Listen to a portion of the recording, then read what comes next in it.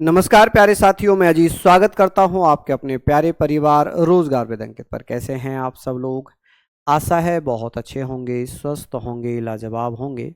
तो जल्दी से लाइव आइए, जुड़िए मेरे साथ। हम लोग यहां पर बात करेंगे एक शानदार सेशन की, जिसमें आज हम अनुसूचियां पढ़ेंगे। प्रस्तावना का वो बना हुआ है, मैं अपडेट करा दूंगा। आज का जो टॉपिक है वो शेड्यूल से है, अनुसूचियां। देखिए, पॉलिटी हम लोग पढ़ रहे हैं और पॉलिटी में जो आज का हमारा टॉपिक है, पॉलिटी में आज का हमारा टॉपिक रहने वाला है अनुसूचियां। ठीक है, क्या है जी? अनुसूचियां। अब अनुसूचियां हम लोग पढ़ेंगे, शेड्यूल्स हम पढ़ेंगे, अनुसूचियां। आप मुझे बताइएगा सर, शेड्यूल्स की अगर बात हो रही है, अनुसूचियों की अगर बात हो रही है, तो आप क्या बताएंगे?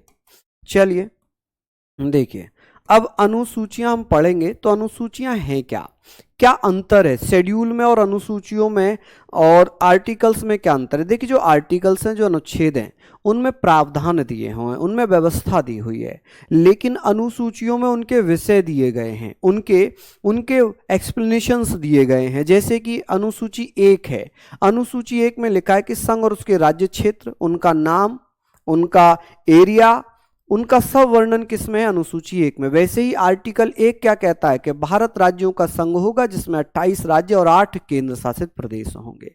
यानी कि व्यवस्था वहां पर है, लेकिन उसकी एक्सप्लेनेशन किसमें? अनुसूची 1 में।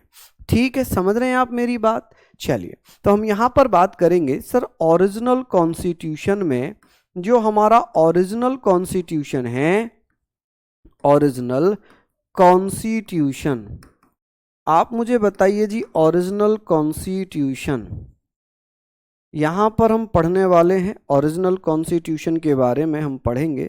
चलिए, बहुत बढ़िया सारी चीजें हैं। ओरिजिनल कॉन्स्टिट्यूशन की अगर मैं बात करता हूं, तो आप मुझे बताएंगे कि सर, जो हमारा मूल संविधान है, जो हमारा मूल संविधान है, ठीक है जी, मूल संविधान। अब यहाँ पर बात आती है कि सर, मूल संविधान की हम यहाँ पर बात करेंगे। मूल संविधान में शेड्यूल्स कितनी हैं, अनुसूचियाँ कितनी हैं? तो आप कहेंगे सर, पहले 8 अनुसूचियाँ थी। पहले कितनी थी? आप कहेंगे सर, मूल संविधान में 8 अनुसूचियाँ थी, 8 शेड्यूल्स थी। ठीक है, अगर बात करें 8 शेड्यूल्स थी, लेकिन अगर बात हो जाएगी कि सर वर्तमान में कितनी है, ये यहां पर अगर पूछा जाएगा कि सर वर्तमान में बताइए कि वर्तमान में अनुसूचियों की संख्या कितनी है, वर्तमान यानी कि करंट में, करंट टाइम में जो शेड्यूल्स हैं ये कितनी हैं? आप कहेंगे 12 अनुसूचियां हैं। कितनी शेड्यूल्स हैं? 12 अनुसूचियां हैं। ठीक है, कि सर जब 8 थी तो 12 कैसे हो गई? समय समय पर इनमें अनुसूचियां जोड़ी गई हैं। समय समय पर क्या किया गया? अनुसूचियां जोड़ी गई हैं। क्लास नहीं चल रही? क्लास तो प्रॉपर चल रही है। बताइए भैया, क्या मैं आपको लाइव दिखाई दे रहा हूं? क्या आपको मैं लाइव दिखाई दे रहा हूं? मेरी आवाज प्रॉपर आ रही है आप लोगों तक? आप कहेंगे सर, भारत संघ और उसके राज्य क्षेत्र का जो वर्णन है, explanation of Indian territory and it's union, आप कहेंगे सर, आप बताइएगा sir, union and it's territory, कि इनका जो प्रावधान है, हाँ जी, प्रस्तावना कहां तक पूरा हुआ है? प्रस्तावना तो पूरा कर दिया ना मैंने। बताइए, प्रस्तावना पूरा नहीं हुआ क्या? प्रस्तावना तो पूरा करा दिया था। क्या बचा है प्रस्तावना में? एक बार मैं देख लेता हूं। मैंने पूरा ही प्रस्तावना कराया है। आप परेशान मत होइए भाई, मैंने पूरा ही प्रस्तावना करा दिया था, इसमें कोई दिक्कत वाली बात नहीं। प्रस्तावना पूरा करा दिया भाई मैंने, ठीक है, हाँ जी, मैंने पूरा करा दिया जी, मैंने देख भी लिया है आपका, परेशान मत होइए। बिल्कुल, देखिए मैंने इसमें देख लिया भाई, आपका पूरा करा रखा है, क्लियर है। चलिए, हम लोग बात कर रहे हैं कि सर, जो पहली अनुसूची है, मैं एक एक करके पढ़ाता हुआ चलूंगा और फिर 8वीं से हम 8वीं के बाद हम जोड़ेंगे कि सर, जो पहली शेड्यूल है, जो अनुसूची 1 है, ये क्या कहती है? जो अनुसूची 1 है, शेड्यूल 1, अनुसूची 1 में क्या दिया हुआ है? अनुसूची 1, अनुसूची 1, इसमें क्या दिया हुआ? ये नंबर 1 है। आप बताइएगा कि सर, इसको ऐसे पढ़ लीजिए कि सर अनुसूची 1 में क्या दिया हुआ है, कौन कौन भैया बताएंगे। अनुसूची 1 में दिया है कि भैया संघ और उसका राज्य क्षेत्र, आप कहेंगे सर संघ एवं उसका राज्य क्षेत्र, उसका राज्य क्षेत्र, उसका राज्य क्षेत्र, संघ और उसका राज्य क्षेत्र एवं संघ उसका राज्य क्षेत्र, नाम, नामों का वर्णन, नामों का वर्णन, और भैया किसका वर्णन है, एवं क्षेत्र, क्षेत्रों का वर्णन। ठीक है जी, क्षेत्रों का वर्णन। तो ये सारी चीजें हमने यहां पर पढ़नी है, वर्णन। आप मुझे बताइए कि सर ये सारी चीजों को जब हम पढ़ेंगे, आप कहेंगे संघ और उसका राज्य क्षेत्र, नामों का वर्णन, क्षेत्रों का वर्णन, यानी कि यूनियन एंड इट्स टेरिटरी किस में दी हुई है जी, आप कहेंगे sir union and it's territory, union and it's territory, territory, territory है। Mention,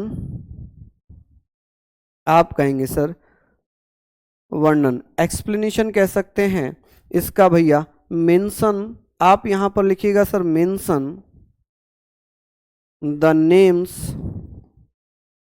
names and areas, and areas. इसका वर्णन किस में दिया हुआ है, तो अनुसूची 1 में। अब इसमें क्या बताया है कि सर टोटल राज्य कितने हमारे यहां पर, राज्य, स्टेट्स कितने हैं, राज्य कितने हैं, स्टेट्स, तो आप कहेंगे सर राज्यों की संख्या है 28, राज्यों की संख्या 28 है। और भैया केंद्र शासित प्रदेश कितने हैं, केंद्र शासित प्रदेश, आप कहेंगे सर केंद्र शासित प्रदेश कितने होंगे, तो जल्दी से बताइए। केंद्र शासित प्रदेश हैं जी 8, यानी कि यूनियन टेरिटरीज कितनी है, 8। खत्म कहानी यहां तक। Description of the union of India and it's territory कह सकते हैं या मेंशन कह सकते हैं, चलिए डिस्क्रिप्शन लिख लीजिए, कोई बहुत बड़ी दिक्कत वाली बात नहीं थी। डिस्क्रिप्शन, डिस्क्रिप्शन, ठीक है जी, कोई दिक्कत वाली बात यहां तक नहीं होनी चाहिए थी। चलिए जैसे कि किसी राज्य का अगर नया राज्य बनाया जाना है, हमने पढ़ा है सर अनुच्छेद 3 में नए राज्य की स्थापना है। जब भारतीय संघ से नया राज्य बनाया जाएगा तो आर्टिकल 3 में बनाया जाएगा, लेकिन संशोधन हमें किस में करना पड़ेगा, अनुसूची 1 में, क्योंकि वहां पर प्रावधान है, व्यवस्था इसमें दी हुई है। ठीक है जी, चलिए बात आती है कि सर सेकंड शेड्यूल की। सेकंड शेड्यूल में क्या दिया हुआ है, अनुसूची 2 में क्या दिया, बहुत धीरे धीरे करा रहा हूं मेरे लाल, क्योंकि बहुत महत्वपूर्ण विषय है, ये बहुत महत्वपूर्ण टॉपिक भी है। इसमें लिखा हुआ है भैया किसका, वेतन भत्ते। इसमें क्या दिया, वेतन एवं भत्ते। अब आप कहेंगे सर वेतन एवं भत्ते, अब इसमें किस किस के वेतन और भत्ते दिए हुए हैं, सैलरी, आप कहेंगे sir salaries and allowances, allowances. चलिए बहुत बढ़िया, ये सारे पॉइंट हम लोग लिख लेंगे। हमने सारी चीजें यहां पर लिख ली। अब आप मुझे बताइए कि फटाफट से आप मुझे बता देंगे कि सर ये सही क्या होगा, वेतन एवं भत्ते, सैलरीज एंड अनाउंसेस। इसमें किस किस को वेतन दिया जाएगा, कौन कौन भैया बता रहे हैं, आप कहेंगे सर इसमें राष्ट्रपति, राष्ट्रपति को, लोकसभा अध्यक्ष को, उपाध्यक्ष को, राज्यसभा के सभापति को, उपसभापति को, सुप्रीम कोर्ट के जजेस को, हाई कोर्ट के जजेस को, कैग को, जो वेतन भत्ते मिलते हैं वो इसी में दिए जाते हैं, वो इसी के अनुसार दिए जाते हैं। जैसे कि किस किस को वेतन मिल रहा है, प्रेसिडेंट को, इंग्लिश वाले बच्चे लिखते रहिएगा, चाहे वो प्रेसिडेंट लिख लीजिए, इंग्लिश वाले बच्चे प्रेसिडेंट। ठीक है जी, आप कहेंगे सर स्पीकर, स्पीकर तो आप जानते हैं लोकसभा अध्यक्ष को कहते हैं स्पीकर, लोकसभा अध्यक्ष, लोकसभा अध्यक्ष, लोकसभा अध्यक्ष को क्या कहते हैं, स्पीकर कहते हैं, लोकसभा अध्यक्ष हो जाएगा। ठीक है, deputy speaker, deputy speaker, deputy speaker का क्या मतलब है भैया, आप कहेंगे सर लोकसभा उपाध्यक्ष। कौन हो जाएगा जी, आप कहेंगे सर लोकसभा उपाध्यक्ष, लोकसभा उपाध्यक्ष, लोकसभा उपाध्यक्ष। लोकसभा उपाध्यक्ष हो जाएगा। आप कहेंगे सर राज्यसभा के सभापति एवं उपसभापति, राज्यसभा के सभापति एवं उपसभापति, राज्यसभा के सभापति यानी कि जो उपराष्ट्रपति होते हैं ना वो राज्यसभा के सभापति होते हैं, तो उपराष्ट्रपति को वेतन नहीं मिलता, राज्यसभा के सभापति के रूप में उन्हें वेतन मिलता है। सभापति एवं उपसभापति, उपसभापति। अब हमने ये पढ़ना है, आप कहेंगे sir chairman and deputy chairman, chairman and, आप कहेंगे chairman and deputy chairman, deputy chairman, deputy chairman of Rajya Sabha, of Rajya Sabha. चलिए यहां तक हमने पढ़ना है। आप ये सारी चीज़ों को पढ़ लीजिएगा, मेहनत करिएगा बेहतरीन तरीके से। अब ये सब चीज़ें जब हो जाएंगी तो हमने पढ़ा है कि sir supreme court and high court, आप कहेंगे सर सुप्रीम कोर्ट एवं हाई कोर्ट, सुप्रीम कोर्ट और हाई कोर्ट के जजेस, supreme court and high court के जजेस, हाई कोर्ट के जजेस, इनको जो वेतन दिया जाता है ये वेतन कहाँ से मिलता है जी? और भैया CAG कैग, जिसे हम नियंत्रक एवं महालेखा परीक्षक लिखते हैं, नियंत्रक एवं महालेखा परीक्षक, ठीक है, कंट्रोलर एंड ऑडिटर जनरल, महालेखा परीक्षक। तो ये सारी चीज़ों को आप लोग लिख लीजिएगा, सारी चीज़ों को आप लोग लिखिएगा कि सर ये हमने पढ़ लिया परीक्षक। चलिए बहुत बढ़िया। अब बात हम यहाँ पर करते हैं कि सर थर्ड शेड्यूल की बात करते हैं। तीसरी अनुसूची में क्या दिया हुआ है? तीसरी अनुसूची किससे संबंधित है? चलिए बताइए कि सर तीसरी अनुसूची में क्या दिया है? इसमें दिया हुआ भैया किसका वर्णन होगा? आप कहेंगे सर इसमें किसका वर्णन दिया हुआ है? जल्दी जल्दी से बताइए। सर बिल्कुल प्रॉपर नहीं सर जी मैंने जिस दिन से कोर्स परचेज किया है तब से लाइव क्लास में बिल्कुल प्रॉपर नहीं चल रही है। इसमें केवल दिन में केवल 1 या 2 क्लास चलती हैं बस। इसमें कैसी बात कर रहे हैं भैया? ऐसा नहीं है, टोटल क्लासेस लाइव चल रही हैं, सारी क्लासेस लाइव चल रही हैं, क्योंकि मुझसे पहले अभी आपकी क्लास हुई है, उसके मेरे बाद भी क्लास होगी, तो ऐसा कुछ नहीं है, सारी क्लासेस रेगुलर चल रही हैं, प्रॉपर चल रही हैं। एप्लीकेशन में अगर दिक्कत है तो हमारी टीम आपसे संपर्क करेगी, आप अपना नंबर हमारे साथ शेयर कर सकते हैं, ठीक है। यहां पर है, आप कहेंगे सर राज्यसभा में सीटों का बंटवारा, किसमें? राज्यसभा में सीटों का बंटवारा, राज्यसभा में सीटों का बंटवारा। किसका बंटवारा है जी? सीटों का बंटवारा, बंटवारा, राज्यसभा में सीटों का बंटवारा। चलिए बताइए, यानी कि distribution of seat, distribution of seats in Rajya Sabha. अब ये हमने जब पढ़ लिया कि सर राज्यसभा में ये सारी चीज़ें हमने पढ़ ली हैं, अब आपको सिर्फ ये बताना है कि भैया यहाँ तक आपने पढ़ लिया क्या? बताइए। हम कहेंगे हाँ जी बिल्कुल हमने पढ़ लिया कि जैसे सबसे ज़्यादा सीटें कहाँ से जाती हैं राज्यसभा में? ओहो, ये तो 4 में हो जाएगा ना, ये तो 3 थी, यहां पर तो शपथ की व्यवस्था होगी। किसकी? शपथ। हम 3 लिख रहे हैं, 4 नहीं। शपथ यानी कि ओथ, अगर आपने लिख लिया हो तो उसको 4 कर देना, ओथ। अब यहां पर ओथ कौन कौन लेता है? अनुसूची 3 के अनुसार शपथ कौन कौन ग्रहण करेगा? माफी चाहूंगा कि वो क्या था, वो 4 था, मैं 4 लिखने लग गया, ठीक है। इसमें क्या है? आप कहेंगे संघ के, राज्य के मंत्री हो गए, सांसद हो गए, कैग हो गए, सुप्रीम कोर्ट के जज हो गए, हाई कोर्ट के जज हो गए। इसमें सुप्रीम कोर्ट, हाई कोर्ट के जजेस, हाई कोर्ट के जजेस, ठीक है जी। आप कहेंगे सर हाई कोर्ट के जजेस, ठीक है। और कौन भैया शपथ ग्रहण करेगा? आप कहेंगे सर कैग, CAG शपथ ग्रहण करेगा।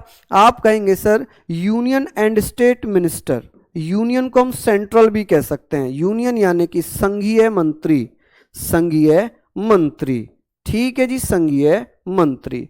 और राज्य मंत्री, राज्य मंत्री, ये सभी अनुसूची 3 के तहत शपथ ग्रहण करते हैं। माफी चाहूंगा मैं 4 में 4 समझकर यहां पर राज्यसभा में सीटों का बंटवारा लिख दिया। I am extremely sorry. चलिए जल्दी जल्दी से बताइए। हाँ जी चलिए बताइए। बहुत बढ़िया, शानदार, लाजवाब। चलिए बहुत बढ़िया, शानदार, लाजवाब, ये बहुत अच्छी हिम्मत। हाँ जी हेमंत जी बहुत बढ़िया, शानदार। अब बात आती है सर शेड्यूल 4 क्या कहता है। शेड्यूल 4 क्या कहता है और इसमें क्या लिखा है, यहां पर क्या लिखा हुआ है। यहां हम बात करेंगे सर 4, शेड्यूल 4। तो हम यहां पर बात कर रहे हैं सर शेड्यूल 4 की। तो आप मुझे बताइए कि सर इसमें राज्यसभा में सीटों का बंटवारा, राज्यसभा में सीटों का बंटवारा, सीटों का बंटवारा, सीटों का बंटवारा। अब ये बताइए सर डिस्ट्रीब्यूशन ऑफ सीट्स इसमें लिख दूं क्या, कोई समस्या तो नहीं है। डिस्ट्रीब्यूशन ऑफ सीट्स, चलिए डिस्ट्रीब्यूशन ऑफ सीट्स। अब जब हम ये सारी चीजों को पढ़ रहे हैं तो आप मुझे बताइए कि सर राज्यसभा में सीटों का बंटवारा, इसका मतलब है सबसे ज्यादा सीटें राज्यसभा में किस राज्य से जाती हैं। सबसे ज्यादा सीटें, सबसे ज्यादा सीट किस राज्य से जाती हैं, तो आप कहेंगे यूपी से। 31 सीटें जाती हैं यूपी से। महाराष्ट्र से कितनी सीटें जाती हैं, महाराष्ट्र से जाती हैं भैया 19 सीटें। तमिलनाडु से कितनी सीटें जाती हैं, तमिलनाडु से जाती हैं 18 सीटें। तो ऐसे ही हम लोगों को पढ़नी है, ठीक है। चलिए आगे बात करेंगे। आगे बात आती है जी शेड्यूल नंबर 5। शेड्यूल नंबर 5, इसमें क्या दिया हुआ है, अनुसूची, अनुसूची 5 में क्या दिया है, आप मुझे बताइए। अनुसूची 5 में क्या दे रखा है, इसमें क्या दिया हुआ, कौन कौन भैया बता रहे हैं। आप कहेंगे सर इसमें दिया है अनुसूचित जाति, अनुसूचित जनजाति क्षेत्रों का वर्णन। यानी कि हम ये कह सकते हैं कि भैया जो अनुसूची 5 है, जो शेड्यूल्ड कास्ट हैं, शेड्यूल्ड ट्राइब्स हैं, इनका प्रशासन और नियंत्रण, administration and control of the scheduled caste and scheduled tribes areas, कि सर जो अनुसूचित जाति है, अनुसूचित जनजाति है, आप लिखेंगे सर अनुसूचित जाति, अनुसूचित जाति एवं अनुसूचित जनजाति, अनुसूचित जनजाति, जनजाति, अनुसूचित जाति एवं अनुसूचित जनजाति के क्षेत्रों का, अनुसूचित जाति अनुसूचित जनजाति क्षेत्रों का प्रशासन व नियंत्रण, आप कहेंगे सर प्रशासन व नियंत्रण, नियंत्रण यानी कि the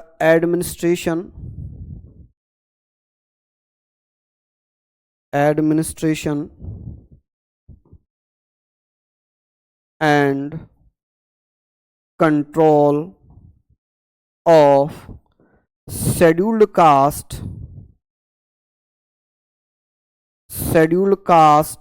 and scheduled tribes areas, scheduled tribes areas, ठीक है भैया, शेड्यूल ट्राइब्स एरियाज, कि भैया जो अनुसूचित जाति अनुसूचित जनजाति है, इसमें कितने राज्यों की अनुसूचित जाति अनुसूचित जनजाति क्षेत्रों का वर्णन है। सनी शर्मा भैया देखिए फास्ट नहीं चलेंगे, फास्ट नहीं चलेंगे भैया, क्योंकि इंपॉर्टेंट है। फास्ट चलने का मतलब फिर बहुत सारे लोग कहेंगे अरे सर आप तो धर्राटे काट रहे हैं, आप तो बहुत तेज चल रहे हैं। इसमें आप कहेंगे सर अनुसूची 5 में 10 राज्यों का वर्णन है, 10 राज्यों का वर्णन है, ठीक है। डिस्क्रिप्शन ऑफ 10 स्टेट्स कौन कौन से होंगे, जैसे कि आप कहेंगे सर इसमें छत्तीसगढ़, गुजरात, हिमाचल प्रदेश, मध्य प्रदेश, महाराष्ट्र। यहाँ पर आप कहेंगे सर गुजरात हो जाएगा, गुजरात हो जाएगा, हिमाचल हो जाएगा, हिमाचल, हिमाचल प्रदेश हो जाएगा, हिमाचल प्रदेश होगा, छत्तीसगढ़ होगा, मध्य प्रदेश होगा, मध्य प्रदेश यहां पर हम लिखेंगे। आप भैया झारखंड लिख लेंगे, कौन सा, झारखंड यहां पर लिख लेंगे। 1 2 3 4 5 ये होगा भैया, जल्दी से बताइए। अब आप कहेंगे सर महाराष्ट्र हो जाएगा, उड़ीसा हो जाएगा, महाराष्ट्र, उड़ीसा, ठीक है जी, कौन सा, उड़ीसा। और कौन सा होगा, 1 2 3 4 5 6 7, 3 और कोई रहते हैं, राजस्थान रह जाएगा और तेलंगाना, राजस्थान और भैया आप कहेंगे सर तेलंगाना, तेलंगाना, ठीक है जी। यानी कि एक अभी भी कोई रहता है तो आप कहेंगे सर कौन सा रह गया, तो आप कह सकते हैं सर आंध्र प्रदेश रह गया, शायद आंध्र ही रह गया ना, आप कहेंगे हाँ जी सर आंध्र प्रदेश ही रह गया, आंध्र प्रदेश। तो ये सारे पॉइंट बहुत महत्वपूर्ण हैं कि सर यहाँ पर हमने पढ़ लिया, यहाँ पर सारी चीज़ों को हमने पढ़ लिया, जल्दी जल्दी से बता दीजिए। मिस्टर इंडिया बिल्कुल अनुसूची 2 को हम समझाएंगे, बिल्कुल समझाएंगे। इसमें लिखा है कि सर वेतन भत्ते कि राष्ट्रपति का, लोकसभा अध्यक्ष का, उपाध्यक्ष का, राज्यसभा के सभापति का, उपसभापति का, नियंत्रक, महालेखा परीक्षक का जो वेतन दिया जाता है वो वेतन अनुसूची 2 के अनुसार। सीएजी का मतलब होता है कंट्रोलर एंड ऑडिटर जनरल, जिसे हम कहते हैं कि नियंत्रक एवं महालेखा परीक्षक, कंट्रोलर एंड ऑडिटर जनरल, ठीक है। चलिए ये आप लोग फटाफट से लिखिए, जल्दी जल्दी से ये लिख लीजिए। अब बात आएगी सर अनुसूची, अनुसूची 6, अनुसूची 6 में क्या दिया हुआ है, शेड्यूल नंबर, आप कहेंगे sir schedule number 6, schedule number 6 में क्या है, इसमें 4 राज्यों की अनुसूचित जनजातीय क्षेत्रों का प्रशासन व नियंत्रण है। अब कौन कौन से हम लोग यहाँ पर बात कर रहे हैं कि सर असम, त्रिपुरा, मेघालय, मिजोरम के जो जनजातीय क्षेत्र हैं उनका वर्णन, प्रोविजन है, provision regarding the administration of Assam, Tripura, Mizoram, Meghalaya, administration of scheduled tribes like Assam, Tripura, Mizoram, Meghalaya. तो इसमें केवल 4 राज्य, इसमें आप कहेंगे सर असम, आप लिखेंगे सर असम, मेघालय, असम, मेघालय, असम है, मेघालय है, त्रिपुरा है, क्या है जी, त्रिपुरा है, असम, मेघालय, त्रिपुरा, मिजोरम, ठीक है जी, मिजोरम के जिसे ATMM कहते हैं, ATMM, असम, त्रिपुरा, मेघालय, मिजोरम के जनजातीय क्षेत्रों का वर्णन, जनजातीय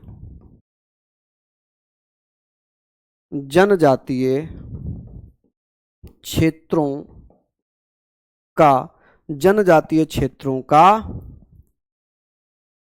प्रशासन व नियंत्रण, जनजातीय क्षेत्रों का प्रशासन व नियंत्रण। चलिए यहां पर हम बात कर रहे हैं, आप कहेंगे sir administration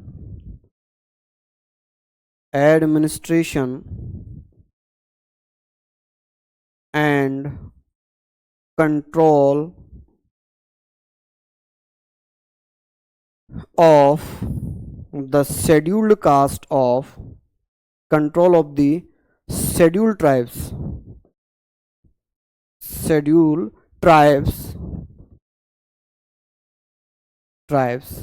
areas of Assam, Tripura, Meghalaya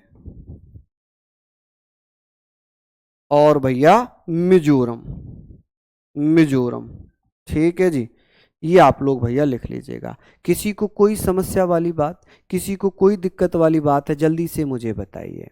चलिए 10 मिनट पहले क्लास क्यों बंद हो जाता है, देखो भाई इनका क्या समस्या है। चलिए यहाँ पर हमने बात कर ली कि भैया ये सारी चीजें थी। अब बात आती है अनुसूची 7, शेड्यूल। शेड्यूल नंबर है जो 7।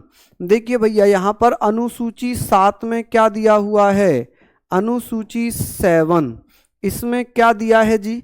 आप कहेंगे सर यहाँ पर हम क्या पढ़ रहे हैं, इसमें दिया है जी शक्तियों का विभाजन, शक्तियों का विभाजन, का विभाजन। ठीक है, और ये विभाजन कैसे किया जा रहा है, शक्तियों का विभाजन। आप कहेंगे सर शक्तियों का विभाजन, देखिए division of power, of powers, division of powers. तो यहां पर हम लोग बात करेंगे डिवीजन ऑफ पावर्स, इसमें हम बात करेंगे सर 3 सूचियां बना दी हैं, राज्य संघ एवं राज्यों में 3 सूचियां बना दी हैं। कितनी सूचियां बना दी हैं, आप कहेंगे सर 3 सूचियां। जैसे जैसे कि संघ सूची, कौन सी है जी, संघ सूची। आप मुझे बताइए संघ सूची को हम क्या बोलते हैं, यूनियन लिस्ट, यूनियन लिस्ट। एक है भैया राज्य सूची, क्या है जी, आप मुझे बताइए, जल्दी से बताइए राज्य सूची। ठीक है, हम बात कर रहे हैं जी, जल्दी जल्दी से आप मुझे बताते हुए चलिए। सिंपल सिंपल सी चीजें हैं, ये हमने पढ़ लिया राज्य सूची है। अब राज्य सूची के बारे में मैं बात करूंगा तो आप मुझे क्या बताइएगा, कितने विषय दिए हैं इसमें। और भैया समवर्ती सूची में कितने विषय दिए हैं, समवर्ती सूची। चलिए बताइए समवर्ती सूची, जिसे हम कॉनकरेंट लिस्ट बोलते हैं, कॉनकरेंट लिस्ट। कॉनकरेंट लिस्ट की बात आ गई, इसे स्टेट लिस्ट कहा जाता है, स्टेट लिस्ट। ठीक है, स्टेट लिस्ट हो गई। अब इसमें जो विषय दिए थे, इसमें टोटल विषय थे पहले 97, अभी कितने हैं 100, यानी कि ब्रैकेट में वर्तमान में विषय दिए। इसमें पहले 66 थे, अब घटकर 61 हो गए। ठीक है, इसमें पहले 47 थे, अभी बढ़कर 52 हो गए। तो ये ब्रैकेट में जो दिए हुए हैं ये भैया वर्तमान विषय हैं, ये क्या हैं, वर्तमान विषय।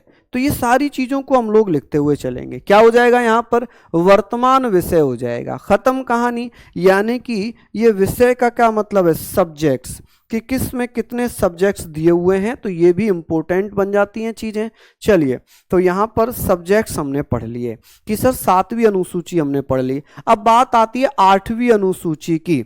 8वीं अनुसूची में क्या है, आप कहेंगे सर 8वीं अनुसूची में भाषा का जिक्र है, कि जो मूल संविधान था, मूल संविधान में कुल भाषाओं की संख्या कितनी थी, आप कहेंगे सर 14, लेकिन वर्तमान में कितनी, 22 भाषाएं हैं।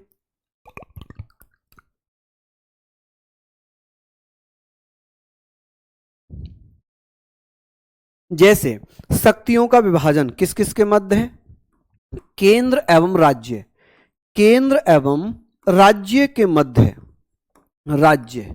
ठीक है, केंद्र और राज्यों में जो शक्तियों का विभाजन किया जाएगा, कि भाई कौन संघ के लिए कानून बनाएगा, कौन राज्य के लिए कानून बनाएगा।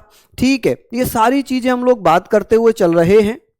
बताइए जल्दी जल्दी से, आप कहेंगे सर केंद्र और राज्यों के मध्य जो विवाद होंगे, या ऐसे कह दें कि भाई विवाद से बचने के लिए कि इस विषय पर राज्य सरकारें कानून बनाएंगी, इस विषय पर जैसे कि रक्षा है, व्यापार है, बैंकिंग है, रेलवे है, इनसे संबंधित कानून संघ सरकार बनाएगी, केंद्रीय सरकार बनाएगी। लेकिन आप कहेंगे पुलिस है, जैसे पुलिस हो गई, ठीक है, जैसे स्वास्थ्य हुआ, ठीक है, कृषि हो गई, इन पर कानून कौन बनाएगा, आप कहेंगे राज्य सरकार है। अब जैसे शिक्षा है, कंप्यूटर है, ठीक है, इन पर कानून कौन बनाएगा, शिवानी, धन्यवाद मेरी बहन। अब बात आती है कि सर कौन कानून बना देगा, तो भैया उस पर केंद्र सरकार भी बनाएगी, राज्य सरकार भी बना सकती है। यदि दोनों में आपस में मतभेद होता है तो फिर केंद्र सरकार का कानून माना जाएगा। ठीक है, चलिए अब बात आती है जी 8वीं शेड्यूल की। शेड्यूल नंबर कौन सी हो जाएगी, शेड्यूल नंबर हो जाएगी जी 8। अब यहां पर हमने पढ़ लिया जी 8वीं शेड्यूल क्या कहती है, शेड्यूल नंबर 8। आप कहेंगे सर इसमें लिखा है भाषा, इसमें किसका वर्णन है, भाषा। अच्छा, मूल संविधान में कितनी भाषाएं थी, आप कहेंगे सर मूल संविधान में भाषाएं कितनी थी, ओरिजिनल कॉन्स्टिट्यूशन में कितनी भाषाएं थीं?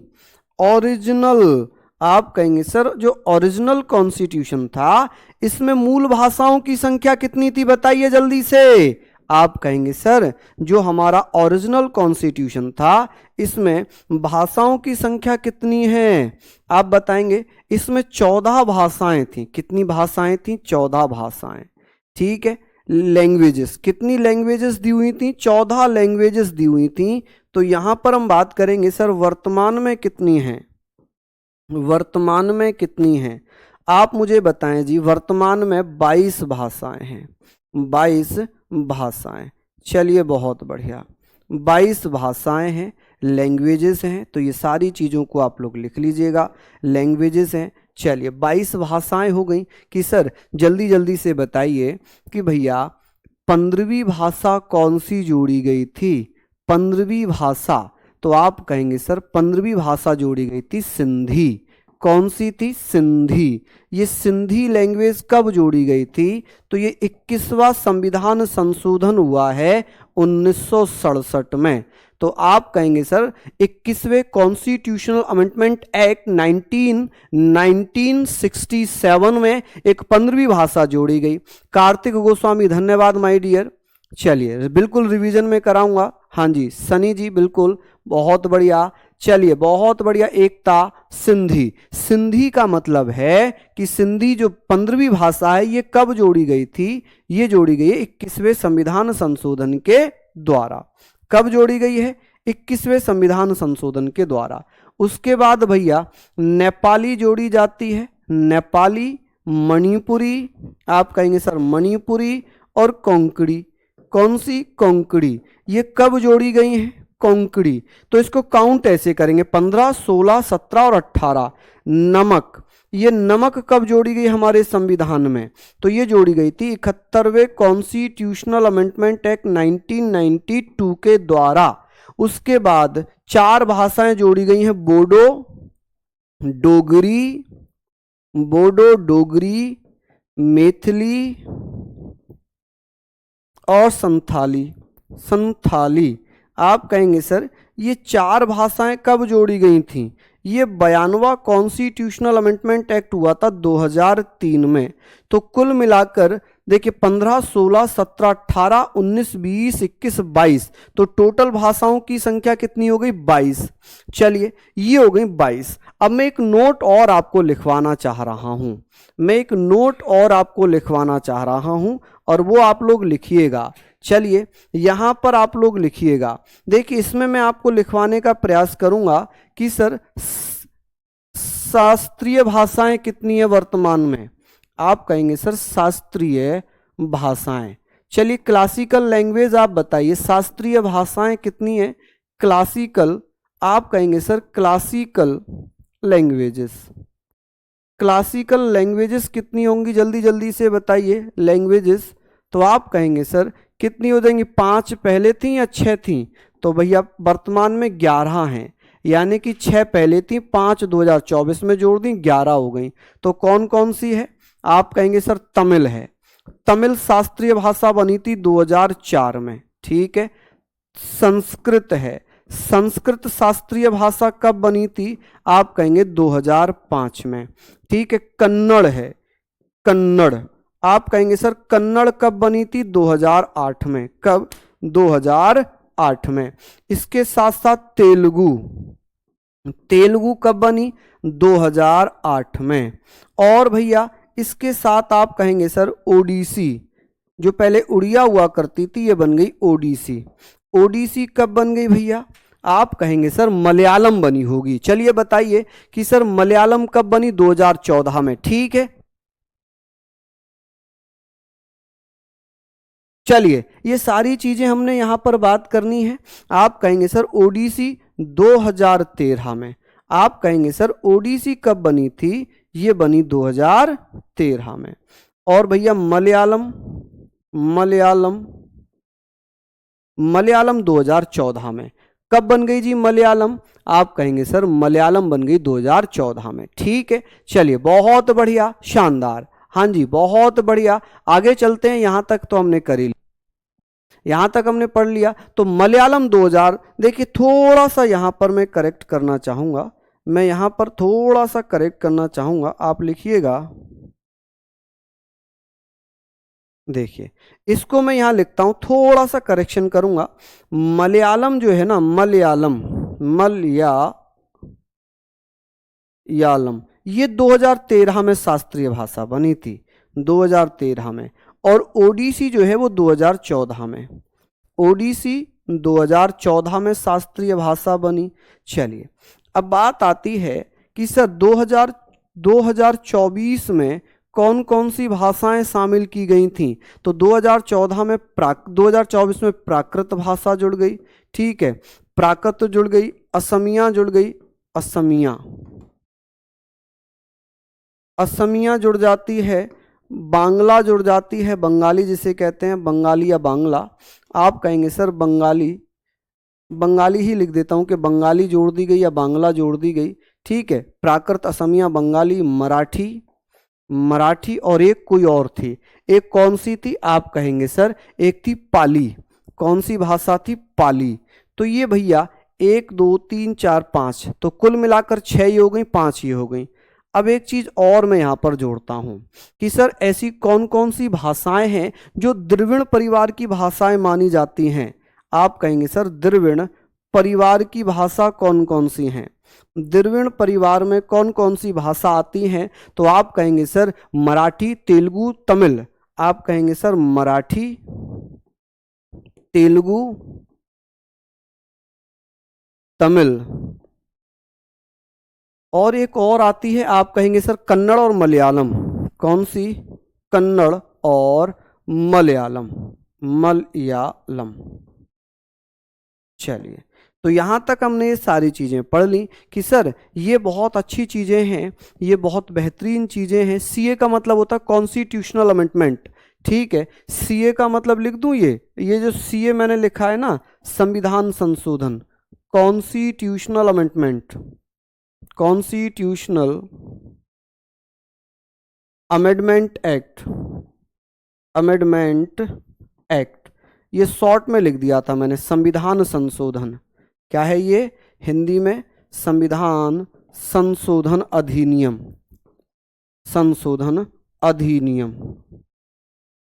अधिनियम, ठीक है जी। तो आप कहेंगे अच्छा भैया, तो ये फुल फॉर्म है सीए की, कॉन्स्टिट्यूशनल अमेंडमेंट की। आप कहेंगे सर किसकी है ये फुल फॉर्म? आप कहेंगे सर कॉन्स्टिट्यूशनल अमेंडमेंट की फुल फॉर्म है ये। क्या यहां तक आप लोगों ने लिखा? फटाफट से आप मुझे बताइए। अब हम बात करते हैं जी 9वीं अनुसूची कब जोड़ी गई, 9वीं अनुसूची कब जोड़ी गई है बताइए जल्दी जल्दी से, ठीक है जी। चलिए बहुत बढ़िया, चलिए ये सारी चीजें हमने लिख ली हैं। अब बताइए कि सर 9th नंबर की जो शेड्यूल है ना, 9th शेड्यूल कब जोड़ी गई थी, 9वीं शेड्यूल कब जोड़ी गई? देखिए 9वीं अनुसूची कब जोड़ी गई है, हाँ जी हम बात कर रहे हैं कि सर प्रिंसी गुप्ता धन्यवाद, 9वीं अनुसूची की बात आती है। 9वीं अनुसूची में ऐसे विषय शामिल हैं जिन्हें कोर्ट में चैलेंज नहीं कर सकते। 9वीं अनुसूची भारतीय संविधान में नहीं थी, भारतीय संविधान में नहीं थी। इसे कब जोड़ा गया था? आप कहेंगे सर प्रथम संविधान संशोधन, प्रथम संविधान संशोधन, प्रथम संविधान संशोधन, पहला संविधान संशोधन अधिनियम,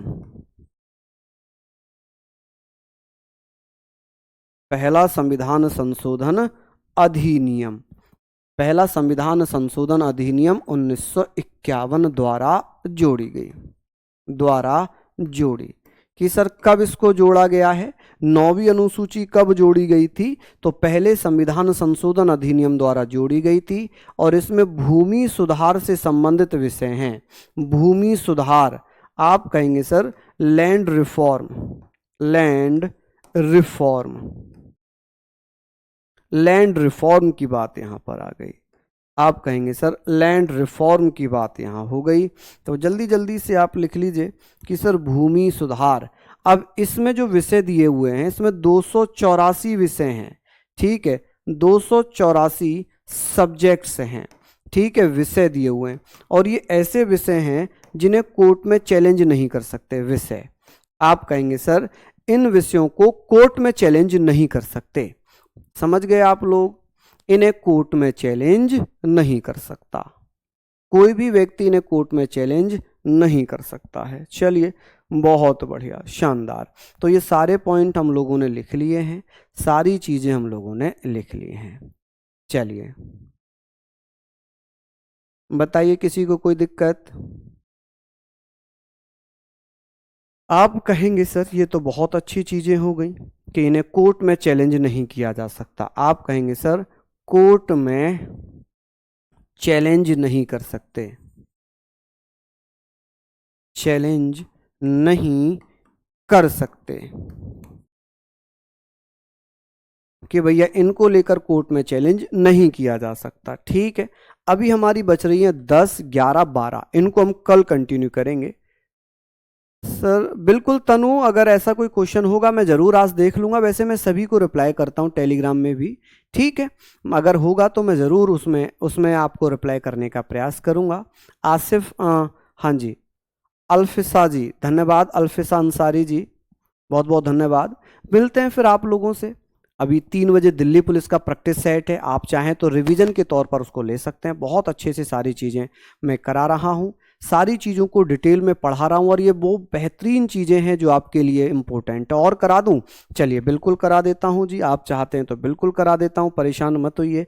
चलिए मैं 10वीं शेड्यूल भी लिखवा देता हूँ, है ना, जितना जल्दी हो जाएगा उतना ही अच्छा है। 10वीं अनुसूची ये भी हमारे संविधान में नहीं थी, इसे हमने कब जोड़ा है? 52वां कॉन्स्टिट्यूशनल अमेंडमेंट एक्ट 1985। ये क्या है? जैसे एक पार्टी में एक सांसद या विधायक अपनी पार्टी छोड़कर किसी दूसरी पार्टी में जाते हैं तो उनका पद खत्म कर दिया जाएगा। वो एक सांसद या विधायक के रूप में पार्टी में ज्वाइन नहीं करेंगे, बल्कि वो दूसरी पार्टी को पार्टी कार्यकर्ता के रूप में ज्वाइन करेंगे। आप कहेंगे सर दल बदलने पर रोक, दल बदलने पर रोक, दल बदलने पर रोक, यानी कि यहां पर आप बात करेंगे anti defection law, anti defection law. यदि कोई पार्टी बदलकर दूसरी पार्टी में जाता है तो उसका अपना पद समाप्त कर दिया जाएगा। क्या कर दिया जाएगा? समाप्त कर दिया जाएगा। मैं पूरी ही करा देता हूं इसको, है ना, कल के ऊपर नहीं छोड़ते हैं। चलिए अब बात आती है कि सर 11वीं अनुसूची में क्या दिया है, 11वीं शेड्यूल में क्या दिया हुआ है। कल हम दूसरा टॉपिक पढ़ लेंगे, आज इसको खत्म करते हैं। ये भैया 73वें कॉन्स्टिट्यूशनल अमेंडमेंट एक्ट 1992, इसको बड़ा कंफ्यूज करते हैं बच्चे, 1993 लिखते हैं। अब इसमें क्या है भैया? पंचायतों से संबंधित विषय, पंचायतों से संबंधित, पंचायतों का वर्णन है। ठीक है जी, पंचायतों का वर्णन इसमें दिया गया है, यानी कि डिस्क्रिप्शन ऑफ पंचायत कि भैया पंचायत से संबंधित हो जाएगी ये। और इसमें विषय कितने दिए हुए हैं, इसमें विषय या सब्जेक्ट कितने दिए हैं? आप कहेंगे सर इसमें सब्जेक्ट कितने हैं? सब्जेक्ट्स, तो इसमें सब्जेक्ट की जो संख्या है ना, सब्जेक्ट की संख्या भैया आप मुझे बताइए कि कितनी हो जाएगी इसमें। आप कहेंगे सर 29 विषय होंगे। कितने? 29 विषय होंगे। और वहीं अगर मैं बात करूं कि सर 12वीं शेड्यूल कब जोड़ी गई थी, 12वीं शेड्यूल कब जोड़ी गई थी, तो ये 74वां संविधान संशोधन 1992 में ही हुआ था। और इसमें ये नगरीय प्रशासन, नगर पंचायत से, आप कहेंगे नगर पालिका परिषद, नगर पालिका से संबंधित है। नगर पालिका, म्युनिसिपैलिटीज, आप कहेंगे सर ये म्युनिसिपैलिटीज। ठीक है, इसमें जो विषय दिए हुए हैं, इसमें कितने विषय दिए हैं? विषय दिए 18। कितने विषय दिए इसमें? 18 विषय दिए। ठीक है, अब आप लोग ये पढ़ लेना, ये पूरा टॉपिक हमारा खत्म हुआ। कल हम पढ़ेंगे संविधान के स्रोत। Sources of constitution. ठीक है, तो आप लोग अच्छे से पढ़ लीजिए, बेहतरीन तरीके से पढ़िए। मिलते हैं फिर आप लोगों से, तब तक के लिए जय हिंद, जय भारत।